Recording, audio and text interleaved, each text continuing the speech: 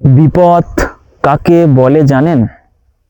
আশা করি আপনিও কিছু কিছু বিপদের সাথে পরিচিত আছেন। এই ধরুন না, আপনার পরিচিত মানুষজন বহু, পিসি মাসি মেসো জ্যাঠা জেঠি বন্ধু বান্ধব বান্ধবী প্রচুর জন।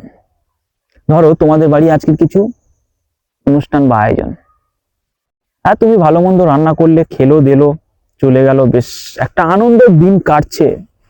নিজের মন থেকে একটা ভীষণ একটা আনন্দ ভাব নিচ্ছি আমি। তারপরের দিন সবাই তো বাড়ি চলে গেল, এইবার তো খেলা চালু। খেলাটা কি? তোমার পরিচিত ফ্যামিলির মধ্যে কে একজন ভীষণ অসুস্থ, তাকে ইমিডিয়েটলি হসপিটালে অ্যাডমিশন করতে হবে, না হলে হয়তো এই ব্যক্তিটি আর বাঁচবে না। তুমি কি করছো? এই আত্মীয়কে ফোন করছো, ওই আত্মীয়কে ফোন করছো, একে ফোন করছো, তাকে ফোন করছো, এই বন্ধুকে ফোন করছো, ওই বন্ধুকে ফোন করছো, রিসিভ করছে না ফোন। অবশেষে সবাই পরে ফোন ঘুরিয়ে করলো, তুমি তোমার বিপদের কথা বললে। বলার পরে তারা কি করলো? বললো, কালকে তো আমার ছেলের পরীক্ষা, কালকে তো আমার মেয়ে ওখানে যাবে, কাল তো আমার একটা প্রজেক্টের কথা আছে, সেখানে যেতে হবে। কালকে তোমার যেদিনই প্রয়োজন তাদেরকে, তাদেরই কালকেরই প্রয়োজন কোনো একটি নির্দিষ্ট কাজে।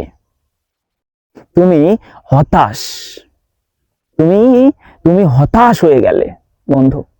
তুমি একবার তোমার বেস্ট ফ্রেন্ডকে কল লাগিয়ে দিলে, হ্যালো, হ্যাঁ ভাই শোন না, কি বলছিস, ব্যস্ত আছিস? আচ্ছা ঠিক আছে, পরে ফোন করছি। আমার বেস্ট বান্ধবীকে একবার ফোন করে দেখি। হ্যালো, হ্যাঁ কি রে, ভালো আছিস? বলছি শোন না, আমার একটু বাড়িতে একটু প্রবলেম আছে বুঝলি। অ্যাকচুয়ালি আমার মায়ের না ভীষণ শরীর খারাপ। তুইও ব্যস্ত আছিস, কাকে ফোন করা যায় বলতো?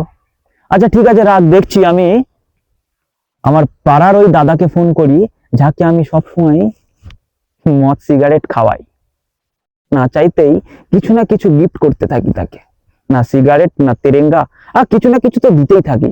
আর পুজো এলেই তো একবার হয়, ভাই মদ খাওয়াবি না? তাকে একবার ফোন করে দেখলাম। হ্যালো, হ্যাঁ দাদা, বলছি শোনো না, আমার এই বাড়িতে এই প্রবলেম, কি করা যায় বলো তো দাদা? কিছু করার নেই, সে নাকি আসতে পারবে না, কালকে তার কোথাও একটা ইন্টারভিউ আছে, সে চলে যাবে। তাহলে বিপদের সময় তুমি কাকে পেলে? ঘোড়ার ডিম পেলে তুমি। নিজের চোখের জল আর ওটসু সবকিছু নিজের মুখে মেখে, মুখটি ধুয়ে তুমি হসপিটালে অ্যাডমিশন করতে হবে, তো সেখানে তো পৌঁছাতেই হবে, তুমি সেখানেই চলে গেলে, কাউকে বিপদের সময় তুমি পেলে না। এদিকে তোমার আত্মীয় স্বজন তারা তাদের মতন ফোনে কনফারেন্সে 10-12 জন মিলে কথা বলছে। কে যায়, কে কি করবে, ছাড় তো, ওদের প্রবলেম ওরা দেখে নেয়। হ্যাঁ তুমি বলছো কাউকে, একটা আত্মীয় স্বজন পরিচিত কাউকে ফোন করছো, এই আমার এত টাকা লাগবে, আমার কাছে কোনো টাকা পয়সাই নেই। সে বলবে আমার আজকের এখানে টাকা জমা দিতে হবে, সে বলবে কালকে ওখানে আমার টাকা দিতে হবে, সে বলবে আমি কিছুক্ষণ আগে একজনকে ধার দিয়েছি, সে নানান চব্য। ওই চব্য তোমার মাথায় ঢুকবে না বন্ধু, কারণ সেই সময় তুমি হতাশা হতাশা হতে হতে নিজের মনটাই ভেঙে যাবে, বিশ্বাসের মার গাঁড় মারা যাবে, কারোর প্রতি আর বিশ্বাসই আসবে না। ঠিক আছে চলো বন্ধু, যেটুকুনি জানার ছিল জানিয়ে দিলাম, যেটুকুনি বলার ছিল বলতে হয়তো পারলাম না, পরে নেক্সট ডেটে কোনোদিন একদিন শোনাবো। ওকে।